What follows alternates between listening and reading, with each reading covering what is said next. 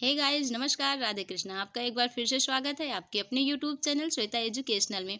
So guys, अगर आपको हमारा चैनल अच्छा लगे तो प्लीज़ हमारे चैनल को सब्सक्राइब कीजिए। और हाँ दोस्तों, अगर आप कोई भी वीडियो मिस नहीं करना चाहते हैं तो please press the bell icon. तो चलिए, टाइम को न वेस्ट करते हुए हम सीधा पॉइंट पे आते हैं और आज का टॉपिक शुरू करते हैं। तो गाइज, आज के टॉपिक में हम पढ़ेंगे कि रस किसे कहते हैं और रस के कितने अंग होते हैं और रस के कितने भेद होते हैं। तो गाइज, एक बात याद रखिए, अंग जो होता है वो अलग होता है और प्रकार जो होता है भेद वो अलग होता है। तो वीडियो को स्किप मत करिएगा, ये आपके हर एक एग्जाम के लिए इम्पोर्टेंट रहने वाला है।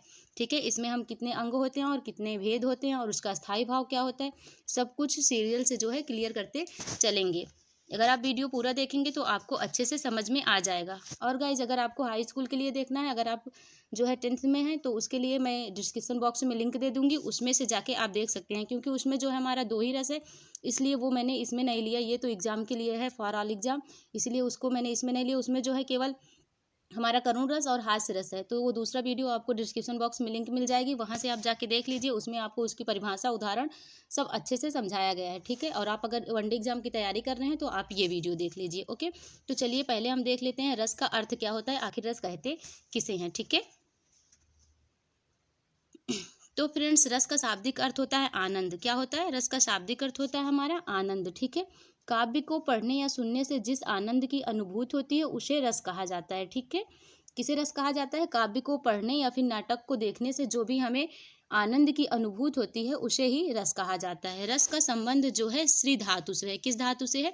रस का संबंध जो है श्री धातु से माना गया है, जिसका अर्थ होता है जो बहता है। ठीक है, जिसका अर्थ होता है जो बहता है, अर्थात जो भाव रूप में हृदय में बहता है। ठीक है, जो भाव, लेकिन जो हमारी फीलिंग होती है, जो हमारी भावनाएं होती हैं, जो भाव रूप में हृदय में बहता है। ठीक है, जो भाव रूप में हृदय में बहता है उसी को रस कहा जाता है।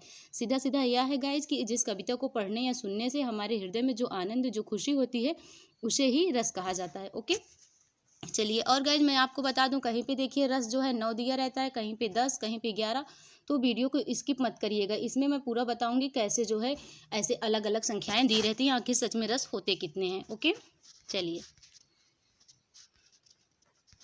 आगे है फ्रेंड्स हमारा रस के अंग। ठीक है, रस के अंग कह लीजिए या फिर रस के अवयव। ठीक है, तो रस के गाइज हमारे 4 अंग होते हैं। कितने अंग होते हैं? अगर रस के अंग की बात की जाए तो आप 4 ही बताइएगा। ठीक है, रस के हमारे 4 अंग होते हैं। अगर आपको प्रकार की बात की जाए तो प्रकार में देखिए 9 भी होता है, कहीं 8 भी दिया रहता है, कहीं 11 भी दिया रहता है। तो आगे मैं बताऊंगी कि ऐसे क्यों दिया रहता है। ठीक है, लेकिन अगर जो है अंग की बात की जाए तो वो सिंपल है कि 4 ही होते हैं, उसमें कोई डाउट नहीं है। ओके, तो पहला हो गया हमारा स्थायी भाव। ठीक है, दूसरा है हमारा विभाव, तीसरा है हमारा अनुभाव और चौथा है हमारा संचारी भाव।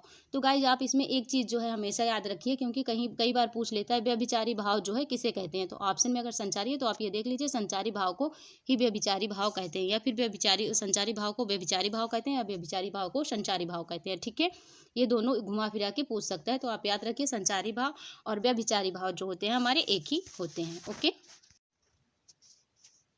चलिए गाइज आगे देख लेते हैं। आगे है हमारा रस के प्रकार, यानी रस के कितने भेद होते हैं। तो पहले देख लीजिए, एक तरफ रस दिया गया है हमारे रस कितने होते हैं, और दूसरी तरफ हमारा दिया है अस्थाई भाव। ठीक है, अस्थाई भाव भी गाइज पूछा जाता है, रस दे देते हैं, पूछते हैं इसका अस्थाई भाव क्या होगा। तो आप जो है इसे याद करते चलिए। तो पहला है हमारा श्रृंगार रस। ठीक है, श्रृंगार रस का अस्थाई भाव जो होता है हमारा रति होता है। तो गाइज, श्रृंगार रस जो होते हैं हमारे 2 प्रकार के होते हैं। कितने प्रकार के होते हैं? 2 प्रकार के होते हैं। पहला होता है हमारा वियोग श्रृंगार और दूसरा होता है हमारा संयोग श्रृंगार। ठीक है, जिसमें प्रेमी प्रेमिका मिलते हैं वहाँ पे हमारा जो है संयोग श्रृंगार होता है, जहाँ पे बिछड़ते हैं वहाँ पे हमारा वियोग श्रृंगार होता है। ठीक है, ये भी आप याद करते चलिए।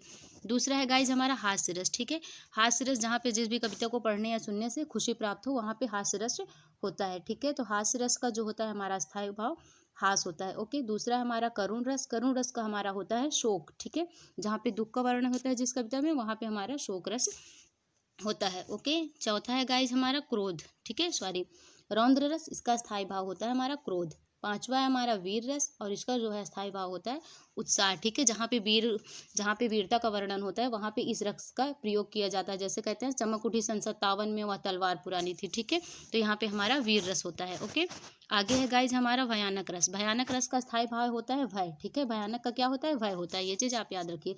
सातवां है हमारा बीभत्स। ठीक है, और आठवां है हमारा जुगुप्सा। ठीक है, सॉरी, सातवां है हमारा बीभत्स जिसका स्थायी भाव होता है हमारा जुगुप्सा। ओके, आठवां है गाइस हमारा अद्भुत। क्या है? अद्भुत है जिसका अस्थाई भाव होता है विभत्स। ठीक है, क्या अस्थाई भाव होता है? विभत्स होता है। तो गाइज अगर आपको पूछा जाए कि रस हमारे भरत मुनि, ठीक है, भरत मुनि के अनुसार जो है हमारे रस कितने होते हैं, तो गाइज हमारे यही 8 रस जो होते हैं भरत मुनि के अनुसार 8 माने गए। अगर आपको क्वेश्चन में यही पूछा जाए कि भरत मुनि के अनुसार रस कितने होते हैं, तो गाइज 8 होते हैं। ओके, एक टॉपिक आपका क्लियर हो गया।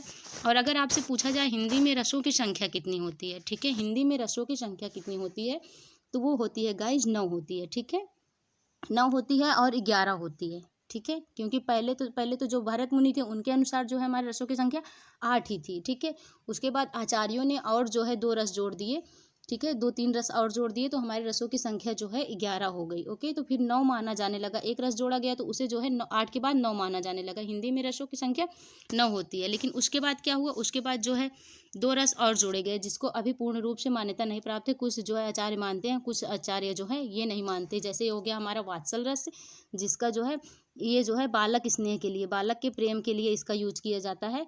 और ये हमारा इग्रावा है, ये हमारा भक्ति रस है जो कि अनुराग यानी भक्ति के लिए यूज किया जाता है। जब भक्ति बहुत ज़्यादा होती है, जब हम ईश्वर को अच्छी तरह से जान लेते हैं, वहाँ पे इस रस का प्रयोग किया जाता है। तो ये 2 रस अभी जो है हमारे सही रूप से मान्यता में नहीं माने गए हैं। लेकिन गाइज ये आपको जो है ऑप्शन के ऊपर डिपेंड करता है। अगर हिंदी में पूछा गया है कितने रस हैं तो आप 9 ही बताएंगे। लेकिन जो है आपको ऑप्शन के ऊपर डिपेंड करता है। अगर ऑप्शन में 9 नहीं दिया गया है तो आप 11 या फिर 10 जो कर सकते हैं। ठीक है, कई आचार्यों ने इन दोनों को भी रसों के समान माना है। ओके, और ये जो है भरत मुनि के अनुसार, ये तो सीधा सीधा अगर भरत मुनि के अनुसार पूछा जाएगा तब तो 8 ही होंगे। ओके, तो देख लीजिए 7वां है हमारा विभत्स, मैंने बताया था ना 7वां है विभत्स, उसका स्थायी भाव होता है जुगुप्सा। 8वां है हमारा अद्भुत, जिसका स्थायी भाव होता है विस्मय। और 9वां है जो हमारा बाद में जोड़ा गया है शांत, इसका जो है निर्वेद होता है। स्थायी भाव क्या होता है? निर्वेद होता है। और 10वां है जो हमारा बालक के लिए यूज किया जाता है, बालक के प्रेम के लिए, वो है हमारा वात्सल, इसका अस्थायी भाव होता है वात्सल्यता। ठीक है, और 11वां है हमारा जो कि भी बाद में जुड़ा है, ये है हमारा भक्ति रस, इसका जो होता है अनुराग होता है। तो गाइज आपको इनमें बिल्कुल भी नहीं कन्फ्यूज होना है। अगर आपसे पूछा जाए भरत मुनि के अनुसार तो 8 हैं, और हिंदी में पूछा जाए अगर कितने रस होते हैं तो 9 है। बाकी तो वो आपके ऑप्शन के ऊपर डिपेंड करता है कि ऑप्शन में आपको 10 दिया गया है या फिर 11, जो भी आपको ऑप्शन में दिखे वही आप टिक करिए। पर इतना जानते रहिए कि भरत मुनि के अनुसार हमारे जो है रसों की संख्या 8 है और हिंदी में हमारे रसों की संख्या 9 है। बाद में 2 रस जोड़े गए जिसके कारण हमारे रसों की संख्या 11 हो गई। तो आई होप फ्रेंड्स आपको वीडियो अच्छा लगा होगा। अगर आपको वीडियो अच्छा लगा है तो लाइक एंड शेयर करें और कमेंट करना ना भूलें, और हमारे चैनल को सब्सक्राइब जरूर कीजिएगा। मिलते हैं हम अपने नेक्स्ट वीडियो में, तब तक के लिए bye bye, take care, see you.